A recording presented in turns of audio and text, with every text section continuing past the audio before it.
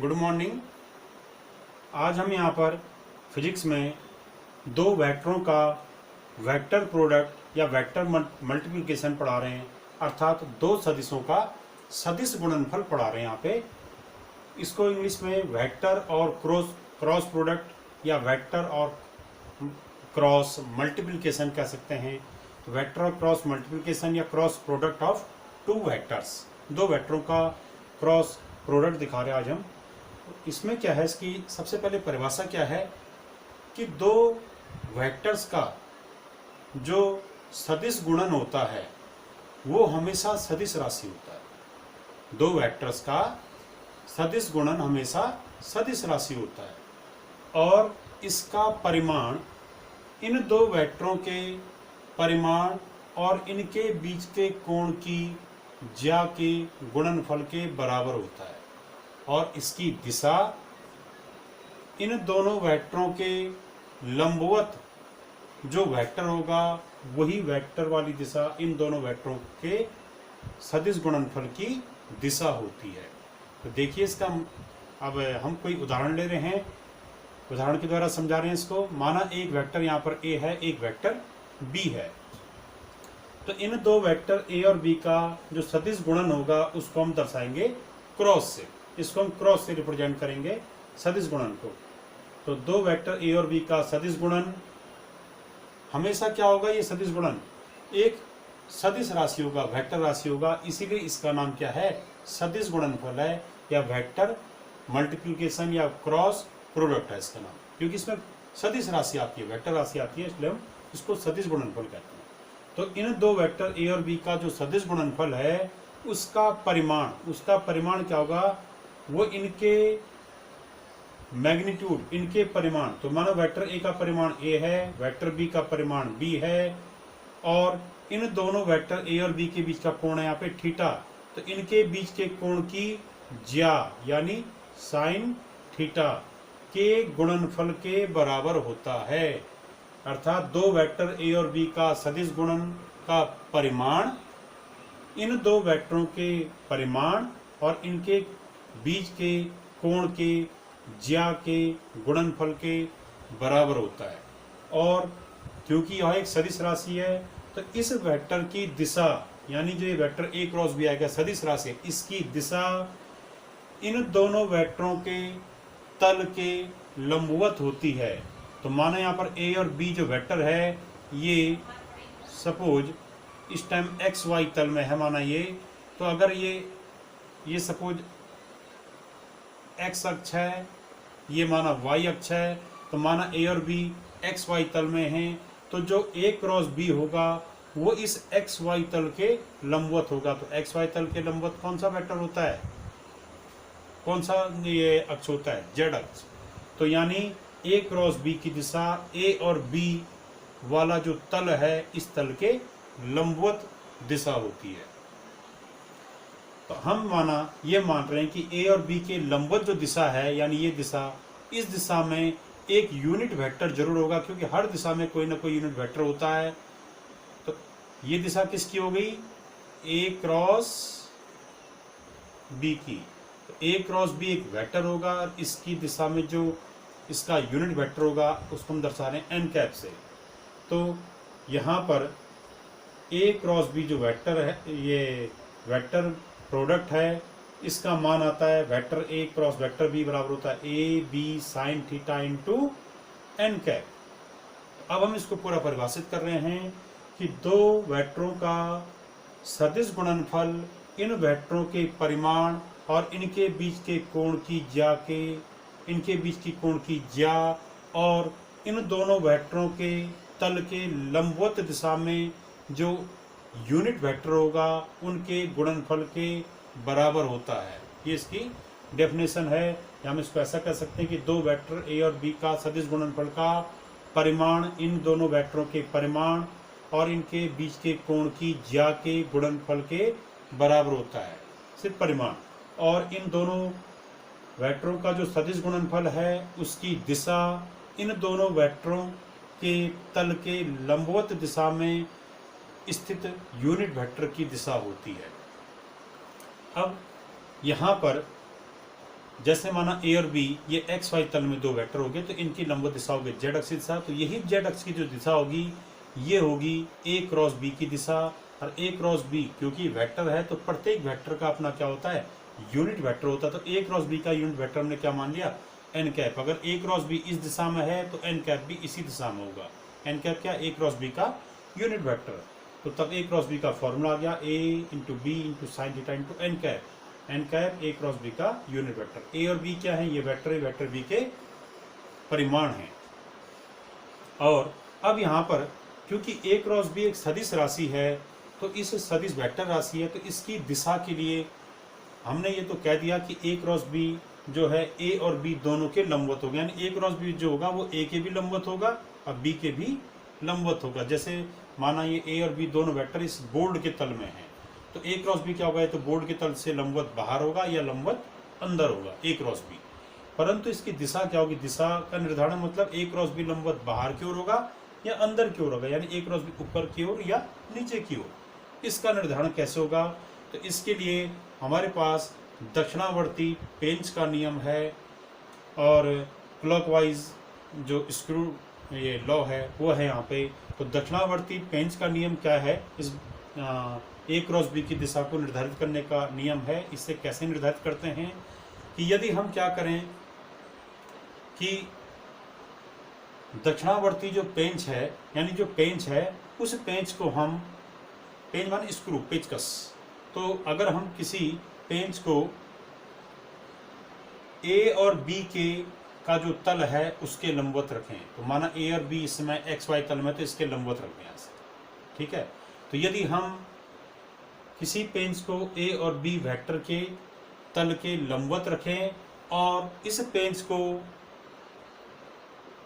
ए से बी की तरफ का जो कोण है उस दिशा में घुमाएं, जैसे इस समय ये कोण ऊपर की ओर जा रहा है, ऐसे ये ऊपर की ओर है तो ऐसे घुमाएं, तो पेंच के घूमने की जो दिशा होगी वही दिशा ए क्रॉस बी की दिशा होगी।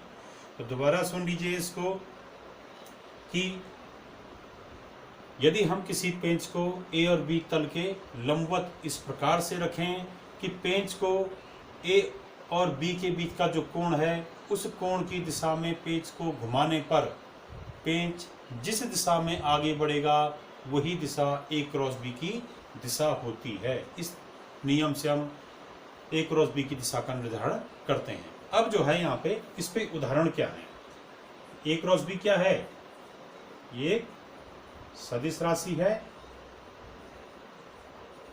ये वेक्टर राशि है और इसीलिए इस गुणनफल का नाम सदिश गुणनफल है। अब इसके उदाहरण क्या है, इसमें उदाहरण है, इसमें एग्जाम्पल है इसका। यदि हम यहाँ पर इसमें इसी चित्र में थोड़ा ढाके कर दे रहा हूँ मैं इसको, माना यहाँ पर एक बिंदु है, यहाँ पे P, यहाँ पर एक कण है, इस कण पर यहाँ पर F दिशा में, जैसे यहाँ पे माना इस पे मैंने ये हटा दिया यहाँ से, थीटा कोण, माना एक कण है यहाँ पे P बिंदु पे और इस P का इस मूल बिंदु O के सापेक्ष स्थिति सदिश पोजीशन वेक्टर R है। तो माना कोई कण P है जिसका मूल बिंदु यानी ओरिजिन O के सापेक्ष पोजीशन वेक्टर R है, यहाँ से R दूरी पर है और इस कण पर एक बल F लग रहा है। इस बल की दिशा जो है इस से थीटा कोण पर है, यानी बल की दिशा स्थिति सदिश की दिशा से थीटा कोण पर है, अर्थात पोजीशन वेक्टर से थीटा एंगल पर यहाँ पे फोर्स लग रहा है। तो ऐसी स्थिति में इस कण पर जो बलाघूर्ण लगेगा उसका मान इस पोजीशन वेक्टर और इस फोर्स वाले वेक्टर के सदिश गुणनफल के बराबर होता है। तो यहाँ पर लगने वाला बलाघूर्ण,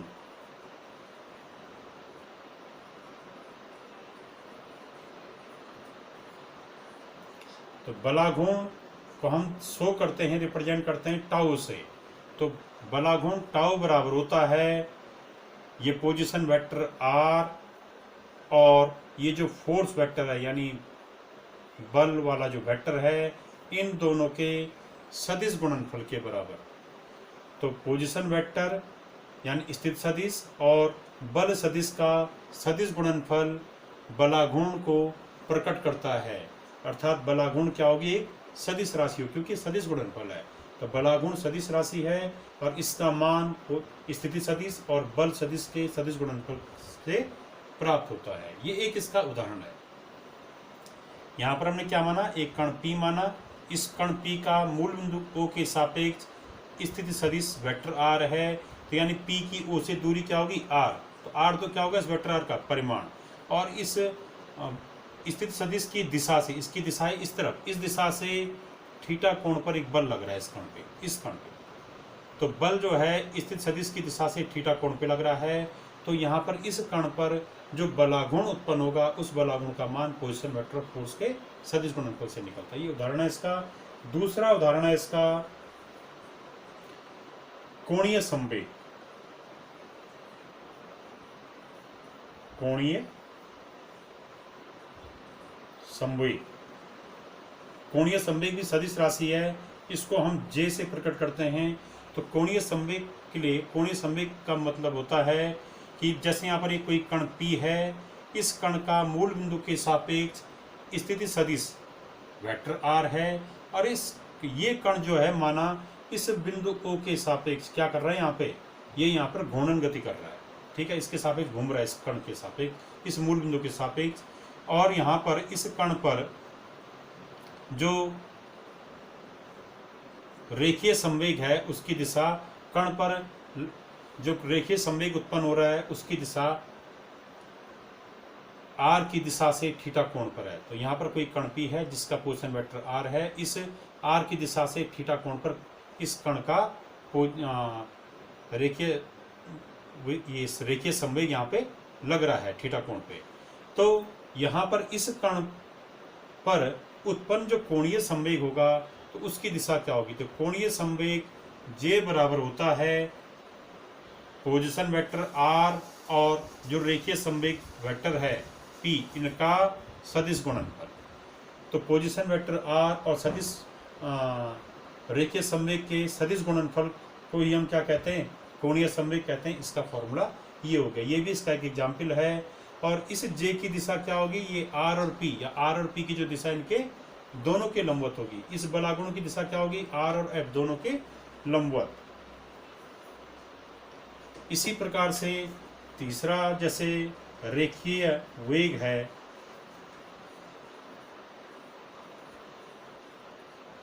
रेखीय वेग को अगर हम V से प्रकट करें तो माना यहाँ पर कोई कण P है, इसका मूल बिंदु के सापेक्ष स्थिति सदिश यहाँ पे R है, और माना ये कण इस मूल बिंदु O के पड़ता ओमेगा कोणीय वेग से घूर्णन गति कर रहा है। इसका कोणीय वेग क्या है, ओमेगा। तो कोणीय वेग का स्थिति सदिश से इस समय जो कोण है वो है थीटा। तो यहाँ पर इस कण का जो रेखीय संवेग होगा वो रेखीय संवेग V होता है किसके बराबर, पोजीशन वेक्टर R और कोणीय संवेग के सदिश गुणनफल के बराबर। तो यहाँ पर इतने इसके उदाहरण आगे। इसी प्रकार से हम कोणीय त्वरण का भी एक उदाहरण दे सकते हैं इसमें। तो कोणीय त्वरण, इसका चौथा एग्जाम्पल,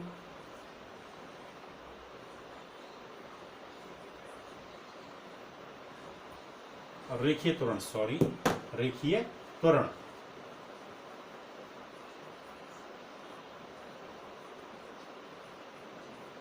तो यहाँ पर जो है, जो रेखीय त्वरण है A, उसका हम यहाँ पे एग्जाम्पल दे रहे हैं। रेखीय त्वरण A, एक्चुअल में त्वरण दो प्रकार से हैं, जो हमें अभी पिछले चैप्टर में त्वरण पढ़ा वो था रेखीय त्वरण।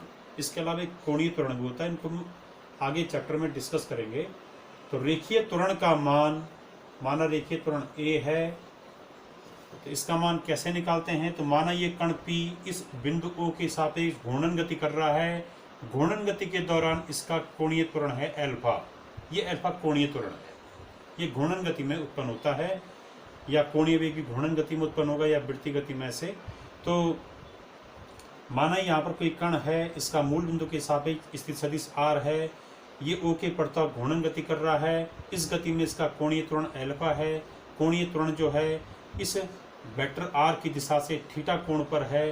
तो इस समय इस कण का, इस पी कण का रेखीय त्वरण ए जो होगा वो जो है इस के कोणीय त्वरण अल्फा और वेक्टर आर के सदिश गुणनफल के बराबर होता है, और इस ए की दिशा आर और अल्फा दोनों के लंबवत होती है। इस प्रकार से यहाँ पर हमने 4 एग्जाम्पल देखे सदिश गुणनफल पर आधारित बलाघूर्ण, टाउ बराबर आर क्रॉस अल्फा, कोणीय त्वरण, ये रेखीय त्वरण ए, वेक्टर ए बराबर अल्फा क्रॉस आर, अल्फा कोणीय त्वरण है, इसमें आर पोजीशन वेक्टर है, रेखीय वेग भी, वेक्टर भी बराबर आर क्रॉस ओमेगा, ओमेगा कोणीय वेग था उसमें, और इसी प्रकार से कोणीय संवेग J equal to R cross P. अब जो है यहाँ पर सदिशों के गुणधर्म, तो जो यहाँ पर दो सदिशों का जो सदिश गुणनफल है, तो सदिश गुणनफल का गुण क्या क्या है, इसकी प्रॉपर्टीज क्या क्या है।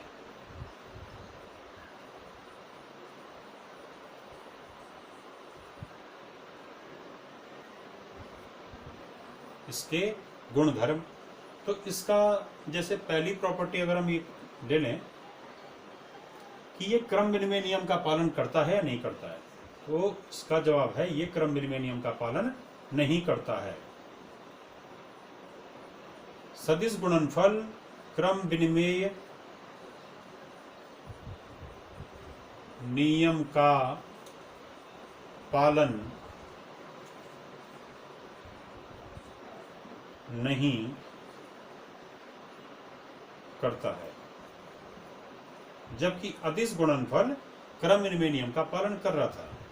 तो देखते हैं इसका मतलब क्या। जैसे माना दो वेक्टर हैं ए क्रॉस बी, अभी पहले वाला एग्जाम्पल था, ये माना बी वेक्टर है और ये माना ए वेक्टर है, और इनके बीच का कोण है थीटा, ए से बी की ओर, ये दिशा ए से बी की ओर का कोण है थीटा, और यहाँ पर ये जो दिशा हो जाएगी ये होगी इन दोनों के सदिश गुणनफल ए क्रॉस बी की दिशा।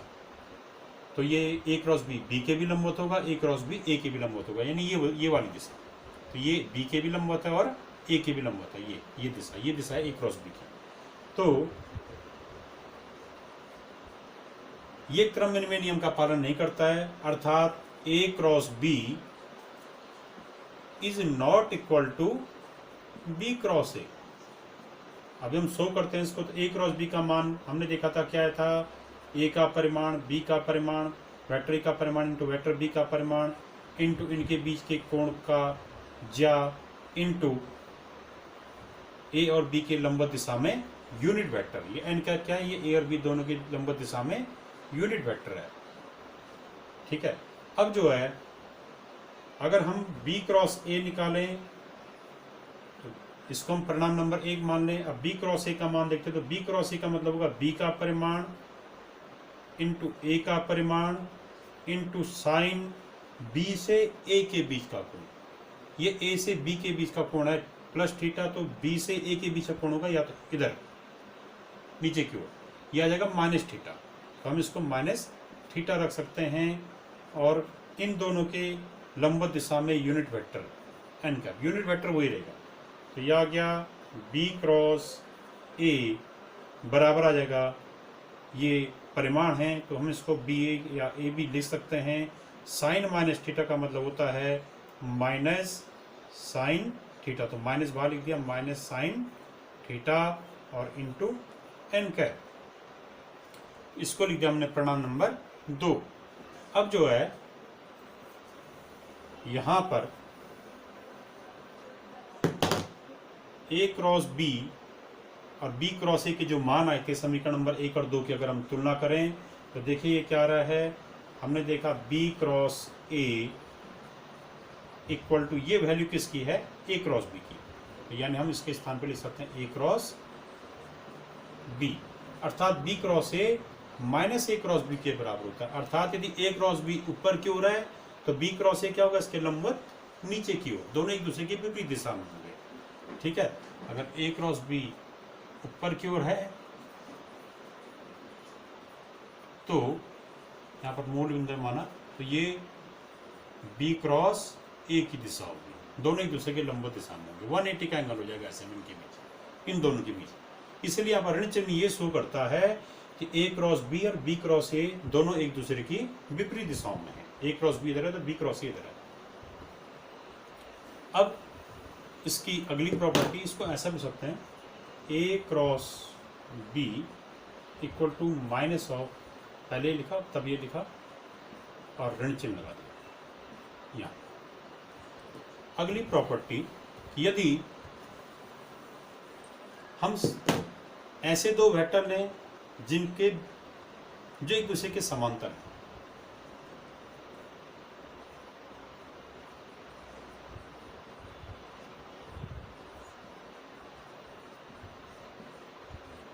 समांतर वेक्टरों का सदिश गुणन, जैसे ए क्रॉस बी है, ए भी इसी दिशा में है और बी भी इसी दिशा में है, ये मूल बिंदु है। तो ए क्रॉस बी का मान आएगा ए का परिमाण, बी का परिमाण, साइन। अब इनके बीच का कोण क्या होगा जब समांतर हैं? समांतर वेक्टरों के बीच का कोण होता है, समांतर रेखाओं के बीच का कोण होता है 0 अंश। तो ये 0 डिग्री हो गया, तो ए बी साइन 0 और एन कैप लिख दीजिए, यहाँ पे फॉर्मूला है। तो ये आ गया ए क्रॉस बी इक्वल टू 0 हो जाएगा, तो 0 इंटू दिस 0 और ये 0 सदिश कहलाएगा। तो यानी दो वेक्टर अगर एक दूसरे के पैरेलल हैं, एक दूसरे के समांतर हैं, तो उनका सदिश गुणन हमेशा एक शून्य वेक्टर होता है। समांतर वेक्टर का सदिश गुणन, वेक्टर प्रोडक्ट हमेशा 0 वेक्टर होता है और इसका परिमाण क्या होगा? 0। इसी प्रकार से अगर हम यहाँ पर समांतर वेक्टरों में सेम वेक्टर ले लें, जैसे हम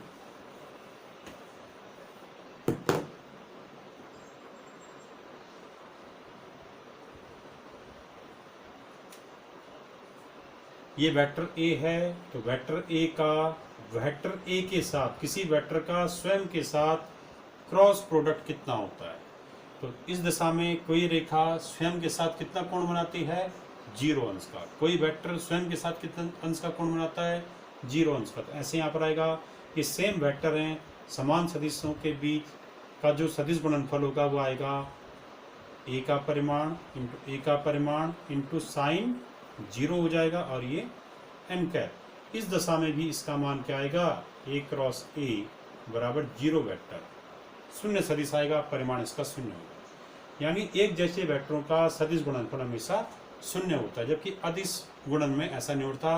वहाँ पर ए डॉट ए बराबर अर्थात वेक्टर ए का परिमाण का वर्ग। ये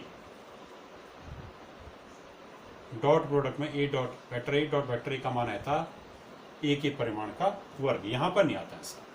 अब जो है 34 की प्रॉपर्टी, अगर हम ये कर दें, एक वेक्टर ए है, एक वेक्टर बी है और ये एक दूसरे के लंबवत हैं,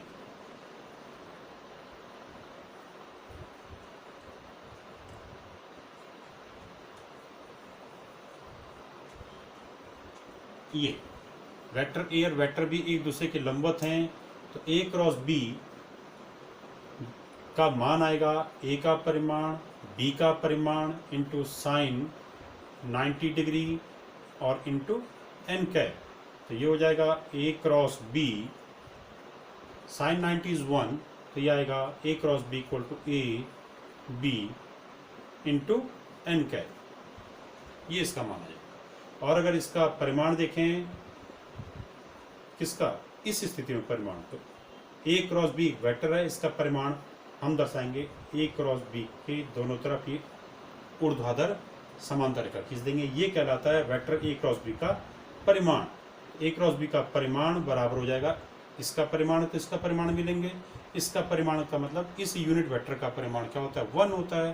तो ये आएगा ए इंटू बी इंटू 1, तो ये आएगा vector A cross vector B का परिमाण बराबर हो जाएगा ए इंटू बी। अर्थात यदि दो वेक्टर एक दूसरे के लंबवत हैं तो उन वेक्टरों का सदिश गुणनफल का जो परिमाण होता है वो उन वेक्टरों के परिमाणों के गुणनफल के बराबर होता है। अब इसमें कुछ और केस, सदिश गुणनफल जो है ये जैसे हम इसका ले लें, जैसे आई कैप क्रॉस आई कैप, ये कितना आएगा, सेम वेक्टर है, ये हो जाएगा आई कैप का परिमाण इंटू इस आई कैप का परिमाण, ये आई कैप क्या यूनिट वेक्टर, तो इसका परिमाण क्या होगा 1, इसका परिमाण भी क्या होगा 1 इंटू साइन इनके बीच का कोण, तो सेम वेक्टर है, कोण क्या होगा इनके बीच का 0, और ये एन कैप, ये आई कैप क्या है, ये आई कैप जे कैप, और जैसे एक्स अक्ष है तो एक्स अक्ष की दिशा में कौन सा यूनिट वेक्टर होता है आई कैप, वाई अक्ष की दिशा में कौन सा यूनिट वेक्टर होता है जे कैप, और जेड अक्ष की दिशा में कौन सा यूनिट वेक्टर होता है के कैप।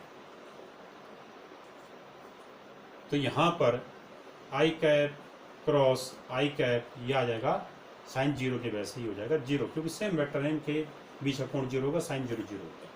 इसी प्रकार से हम सिद्ध कर सकते हैं जे क्रॉस जे या के क्रॉस के, ये इनका मान भी क्या होता है 0 होता है।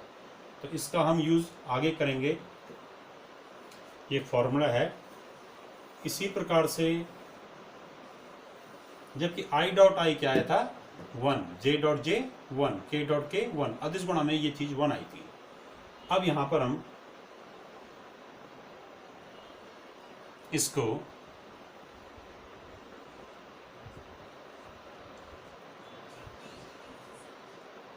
अगर हम ले लें आई कैप क्रॉस जे कैप, ये कितना आएगा, तो आई कैप क्रॉस जे कैप ये हो जाएगा, इसको याद करने का तरीका है आई कैप का परिमाण इंटू जे कैप का परिमाण इंटू साइन 90 और यूनिट वेक्टर एन कैप। तो देखिए यहाँ पर आएगा आई कैप क्रॉस जे कैप, ये तो 1 हो गया, इंटू एन कैप यानी एन कैप, अर्थात आई क्रॉस जे का मान एक यूनिट वेक्टर के बराबर आता है।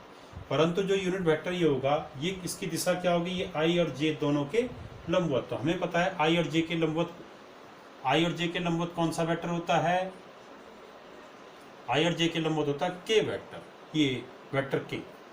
तो यहाँ पर एन के स्थान पे हम वेक्टर के या के कैप लिख सकते हैं। तो आई क्रॉस जे आ जाएगा बराबर के कैप, क्योंकि आई क्रॉस जे जो वेक्टर होगा वो आई और जे दोनों के लंबवत होगा, तो आई कैप और जे कैप के लंबवत वेक्टर होता है के कैप। तो I cross J equal to के कैप, ऐसे हम निकाल सकते हैं। और आगे जैसे आई के बाद लिख दीजिए जे कैप, जैसे हम इसको याद करने का तरीका यह है आई जे और के। अब साइक्लिक ऑर्डर में चलिए, आई के बाद हमने आई और जे लिया, तो आई क्रॉस जे किया तो क्या छूटा के, तो यानी आई क्रॉस जे बराबर के। अब हम निकालना चाह रहे हैं जैसे जे क्रॉस के, जे क्रॉस के क्लॉकवाइज डायरेक्शन में चलना, जे क्रॉस के, तो जे क्रॉस के क्या, तो क्या छूटा आई, तो यहाँ आई कैप आ जाएगा। इसी प्रकार से के क्रॉस आई, एक एक करके मिटा भी रहा हूं कैसे दिशाएं। अब हम ले रहे हैं के क्रॉस आई, के चलना क्लॉकवाइज है, तो के क्रॉस आई बराबर क्या आएगा, क्या छोटा जे, तो जे क्या, ये इस प्रकार से 3 फॉर्मूला आगे। देखिए शुरू में आई लिखा तो आई की जगह पे जे, फिर जे के बाद के, जे के बाद के बाद आई, इस तरीके से भी याद कर सकते हैं इसको, या इस चित्र से। तो अगर हम इसमें क्लॉकवाइज चलें तो यहाँ जो वैल्यू आएंगी ये सब वैल्यू क्या आएंगी, पॉजिटिव आएंगी। तो I cross J equal to K, J cross K equal to I cap, और K cross I equal to K cross I equal to J cap. परंतु अगर हम इसकी दिशा उलट दें तो दिशा उलटने पे क्या आएगा, जैसे हम लिखते हैं जे क्रॉस आई, भाई ये 3 रिजल्ट याद रखें, इनका उल्टा करने पे यहाँ नेगेटिव आ जाएगा।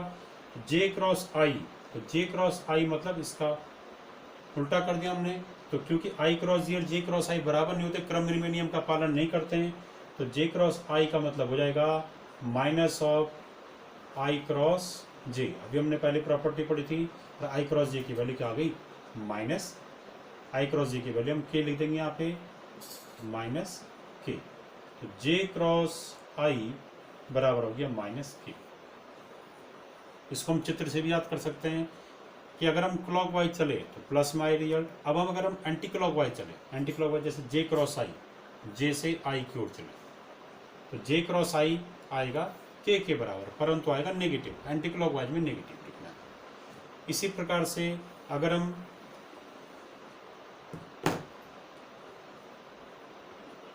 के क्रॉस जे लिख दें,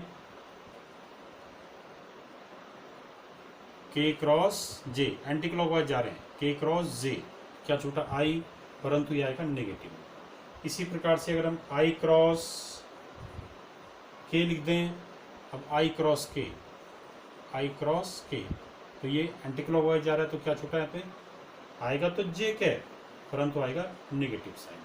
तो यहाँ पर हमारे पास ये 3 रिजल्ट और आगे। तो ये आई क्रॉस जे क्रॉस के क्रॉस आई के फॉर्मूले हैं, और इनके मान कहीं पे इस तरीके से हम याद कर लेंगे इनको। अब जो है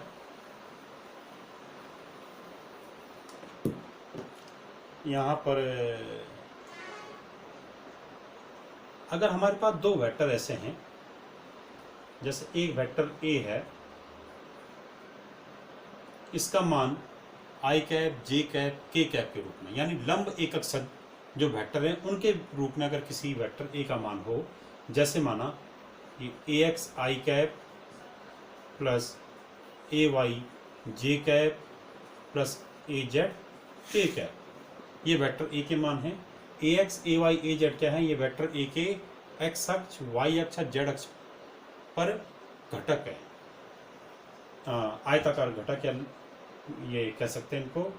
यहाँ पर वेक्टर बी बराबर हम एक वेक्टर ले रहे हैं B X I cap plus B Y J cap plus B Z K cap. तो यहाँ पर यदि ये दो वेक्टर ए और बी को हमने आई cap J cap K cap के रूप में इनको रिप्रेजेंट किया है, आई cap J cap K cap क्या है, ये एक्स अक्ष वाई अक्ष जेड अक्ष की दिशा में क्रमशः लंब एकक सदिश है।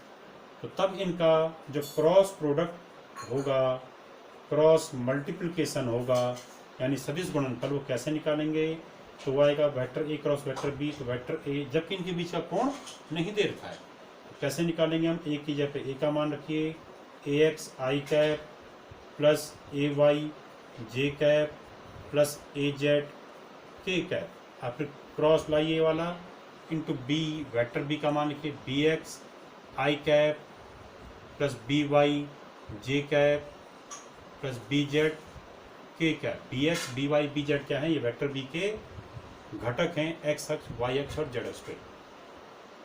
अब ए क्रॉस बी बराबर आ जाएगा, इनको मल्टीप्लाई कीजिए, पहले ए क्रॉस ए एक्स आई से इन तीनों को मल्टीप्लाई कीजिए एक करके, ए एक्स इससे मल्टीप्लाई कीजिए, बी एक्स आई क्रॉस आई, फिर प्लस ये, इसको इससे मल्टीप्लाई कीजिए, ए एक्स बी वाई, और क्या जाएगा ए एक्स, पहले ए एक्स फिर क्रॉस बी वाई, इनको आगे पीछे ना लिखें, पहले ए एक्स है तो ए एक्स लिखें, बाद में बी वाई तो बाद में बी वाई लिखें।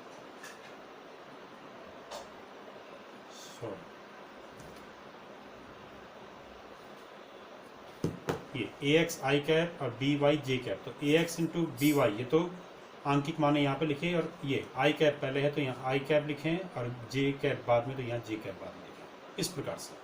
फिर प्लस इसी को इससे मल्टीप्लाई कीजिए, तो A X B Z I cap cross K cap, फिर प्लस अब इससे मल्टीप्लाई कीजिए, A Y B X J cross I cap, ये इसको इन तीनों से मल्टीप्लाई करो तो ए वाई बी एक्स और जे cross I cap, plus A Y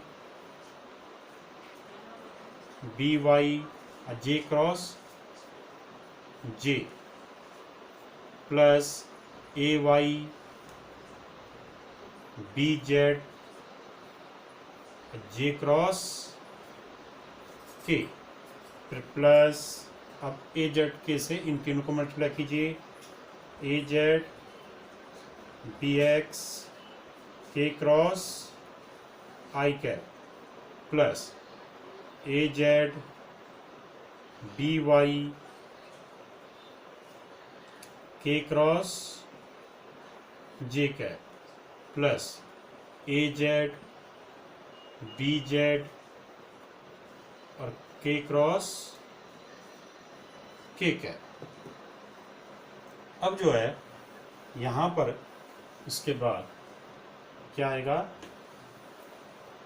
हमने अभी आई क्रॉस आई, जे क्रॉस जे और के क्रॉस के इनके फॉर्मूले पढ़े या आई क्रॉस जे इनके फॉर्मूले पढ़े हुए हमने, तो उन्हीं का हम यहाँ पर यूज़ करेंगे।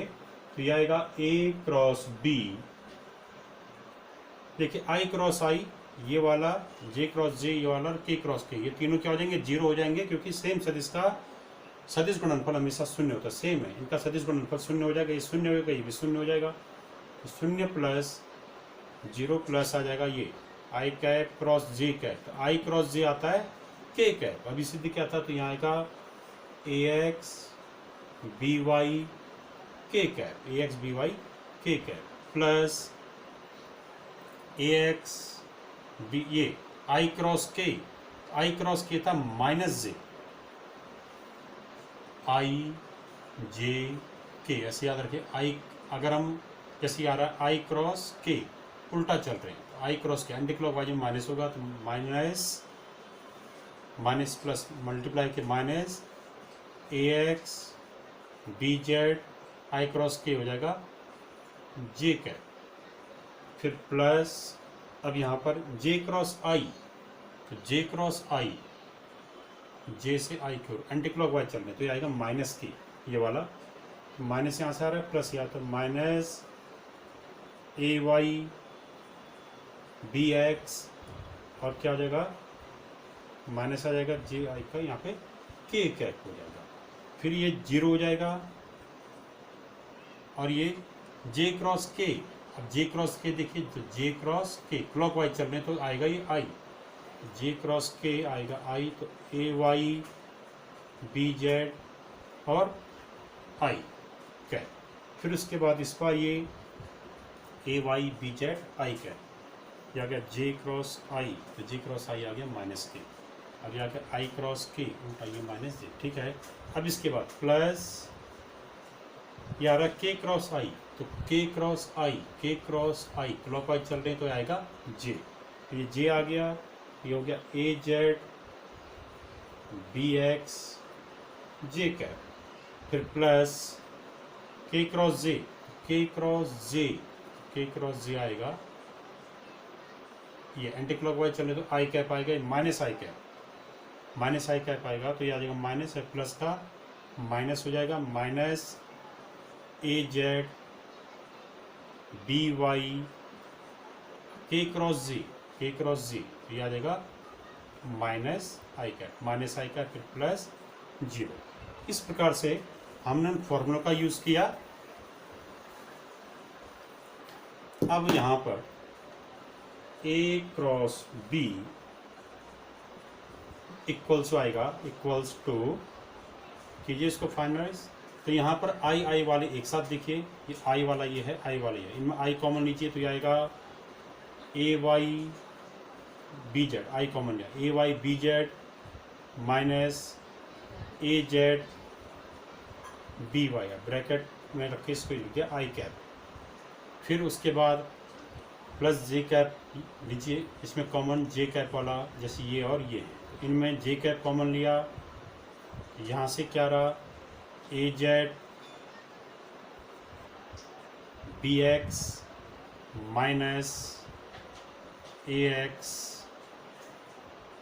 बी जेड और ये आ गया जे कैप, फिर इसी प्रकार से के कैप वाला देखिए, इनमें के कैप कॉमन है, फिर आएगा ए एक्स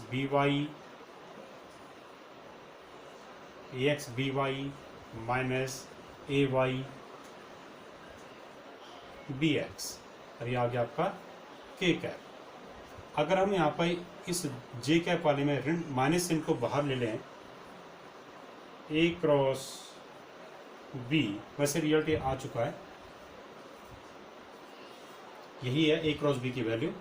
चाहे तो हम इसे याद करके इसमें न्यूमेरिकल आते हैं इससे कर सकते हैं, पर इसको आगे सॉल्व कीजिए थोड़ा, तो ये आएगा A cross B equal to A Y B Z minus A Z B Y into I cap, यहाँ से माइनस इन बाहर कॉमन लीजिए, माइनस, तब ये माइनस इन बाहर कॉमन लीजिए आ जाएगा प्लस में ए X B Z minus A Z B x और ये जे कैप। आप फिर ये इसको ऐसे रहने दीजिए के कैप वाले को, तो ये ब्रैकेट ए एक्स बी वाई माइनस ए वाई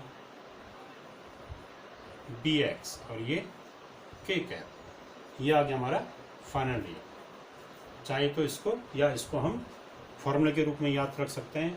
अब जो ए क्रॉस बी की वैल्यू आई, ये वैल्यू किसी अन्य तरीके से भी आ सकती है, जिसे हम कहते हैं सारणिक से, डिटर्मिनेंट से। तो यहाँ पर उसको लिखने का तरीका बता रहा हूँ मैं। इसी को आगे अगर हम हल सॉल्व करें तो यह आता है A cross B equals to, इसको हम डायरेक्ट ऐसा लिख सकते हैं, I cap J cap K cap. फिर ए पहले है तो ए के घटक लीजिए, A X A Y A Z. फिर बी बाद में है तो बी के घटक लीजिए, B X B Y B Z. तो इस वाले रिजल्ट को हम सारणिक के रूप में ऐसा रख सकते हैं, ये कहलाता है सारणिक। इस सारणिक में हम हल कैसे करेंगे इसको आगे मैथ्स में चैप्टर, यहाँ भी हम पढ़ाएंगे इसको आगे। तो हल करने का तरीका यह, जैसे आई कैप लीजिए, फिर इनटू क्या कीजिए, इसको छोड़ दीजिए, इसको छोड़ दीजिए, क्या बचे, ये बचे, तो इसको इससे मल्टीप्लाई कीजिए पहले, ए वाई बी जेड, फिर minus A Z B Y, ये ऐसा रहेगा। फिर उसके बाद इसका साइन प्लस, इसका माइनस, इसका प्लस, ऐसा होगा ये। तो ये प्लस साइन से आ गया। फिर माइनस जे का साइन माइनस, तो माइनस जे कैप माइनस जे कैप इनटू क्या आएगा, जे वाली लाइन को, कॉलम को छोड़िए, जे वाली लाइन को छोड़िए, ये जे वालों को छोड़ दीजिए, तो क्या बचे, ए एक्स ए जेड बी जेड। तो जे वालों को छोड़ दीजिए और इसको भी दबा दीजिए, तो जो बचे उनको मल्टीप्लाई कीजिए। तो मल्टीप्लाई करने का तरीका क्या होगा, पहले यहाँ से यहाँ, तो माइनस, मैंने कह दिया जे का चिन्ह माइनस, तो माइनस जे, और तब क्या आएगा, ए X B Z minus A Z B x, A X B Z minus A Z B x, पर जे का साइन माइनस, इसका प्लस, इसका माइनस, इसका प्लस, ऐसे कर सकते हैं। और फिर प्लस के कैप इनटू, अब के कैप का कैसे निकालेंगे, के कैप के साथ कौन आएगा मल्टीप्लाई में, के कैप का तीसरे कॉलम को ढक दीजिए, और ये पहली रो में है तो पहली रो को ढक दीजिए, जो बचे इनको मल्टीप्लाई कीजिए। तो मल्टीप्लाई करने का तरीका क्या, पहले इधर से, तो ए एक्स बी वाई, फिर माइनस ए वाई बी एक्स, ये सारणिक को हल करने का तरीका है। जैसे आई कैप का कैसे क्या था, आई कैप पहली रो में है, तो आई कैप वाली रो भी दबा दी, आई कैप वाला कॉलम भी दबा दिया, जो बचा उनको मल्टीप्लाई कीजिए, बचे ए Y A Z B Z. तो पहले यहाँ से, तो ए वाई बी जेड ये आ गया, minus A Z B Y. अर्थात ए क्रॉस बी का मान हम सारणिक के रूप में लिख सकते हैं। कब, जबकि वेक्टर ए और वेक्टर बी अगर इस प्रकार से दिए हों कि ए x I cap plus A Y J cap plus A Z K cap, और ये बी का मान B X I cap plus B Y J cap plus B Z K cap के रूप में हो, तो ए क्रॉस बी का मान हम डायरेक्ट इस सारणिक में रख के निकाल सकते हैं। सबसे ऊपर क्या रख देंगे, आई cap J cap K cap, उसके बाद ये यहाँ क्या रखेंगे, ये ए X A Y A Z, इनकी वैल्यू जो यहाँ पर लिखेंगे, ये जो वैल्यू होंगी ये साइन सहित आएगा। इसका सपोज ये माइनस ए जेड, तो यहाँ पर माइनस ए जेड आ जाएगा। और यहाँ पर ये तीसरे में क्या आएगा, ए क्रॉस बी है तो पहले ए की वैल्यू आएगी, फिर बी बाद में, तो बी की वैल्यू सबसे लास्ट में। अगर ये गलती से, अगर ये ऐसा पूछा जाए बी क्रॉस ए, सपोज तब क्या होगा? अगर ये ऐसा आ जाए B क्रॉस A, अगर हमें ये पूछा जाए तो तब आएगा ये ऊपर तो ये देगा I cap J cap K cap, अब B पहले तो तब B के घटक आएंगे BX BY BZ, फिर A बाद में सबसे A के घटक सबसे लास्ट में AX AY AZ, ऐसे सारणी के रूप में हम इसको लिख सकते हैं यहाँ पे।